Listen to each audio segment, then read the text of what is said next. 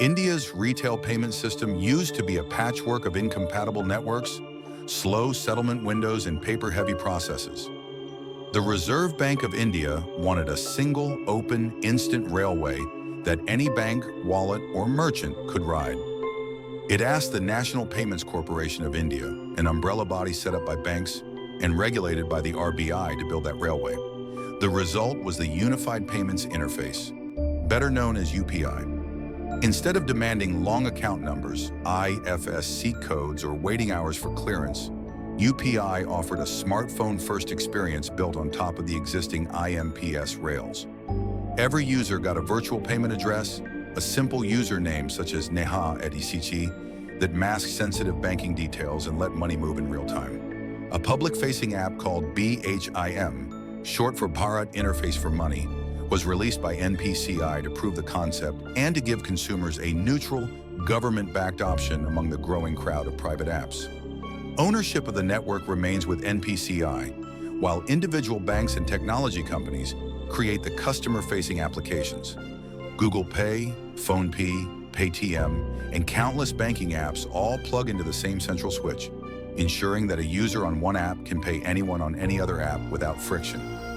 The RBI sets the rules, NPCI runs the plumbing, and the ecosystem competes on user experience.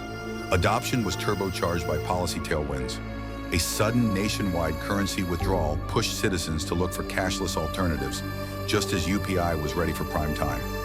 Government-led awareness campaigns, merchant cashback schemes, and the integration of UPI into utility bill portals, subsidy disbursements, and even IPO bidding gave the network both visibility and daily utility.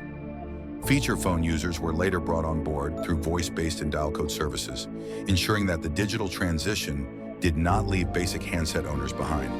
Technically, the platform is light but robust. A single PIN set by the user once works across every participating bank. Two-factor authentication is baked into the flow without extra hardware tokens. Transactions settle instantly, merchants avoid the high merchant discount rates common with card networks, and QR codes printed on plain paper replace costly point-of-sale terminals. Recurring mandates, credit line access, and offline modes continue to be layered on, keeping the core simple while the edges expand. The benefits have been transformational. Speed and convenience have made informal, peer-to-peer lending, splitting restaurant bills or paying the neighborhood grocer as easy as sending a text. Interoperability means consumers are no longer locked into one wallet ecosystem. Money lives in the bank but moves like cash. Low acceptance costs have brought digital payments to tiny roadside stalls that could never justify a card terminal. Financial inclusion has accelerated because the only entry requirement is a bank account and a mobile number. No minimum balance, no plastic card, no paperwork. Scale followed naturally. Within a few years, UPI became one of the largest real-time retail payment systems on the planet, processing billions of transactions a month and dwarfing legacy card volumes in India. Challenges remain. Social engineering fraud is common. Tricksters persuade victims to enter their UPI PIN on the promise of receiving money, turning the human link into the weakest node. Technical outages, though brief, remind users that any centralized switch can jam under peak load. Privacy advocates worry about transaction metadata flowing through a single pipeline, raising questions on anonymization, consent, and access. Market concentration has also drawn regulatory attention, with a handful of apps commanding the vast share of traffic, prompting discussion about volume caps and fair competition. Finally, the ideal experience still leans on smartphones and steady data. Although feature phone solutions exist, they remain slower and less intuitive. Looking outward, the architecture is now an export product.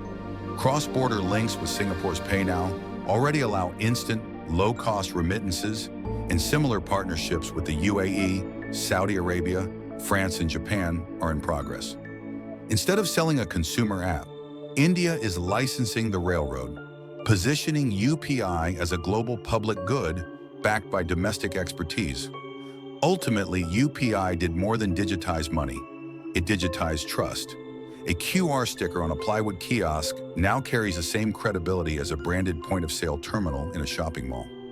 By collapsing cost, complexity and time into a single scan and pay moment, the network turned a fragmented economy toward a common, inclusive ledger. The revolution is quiet, everyday, and irreversible,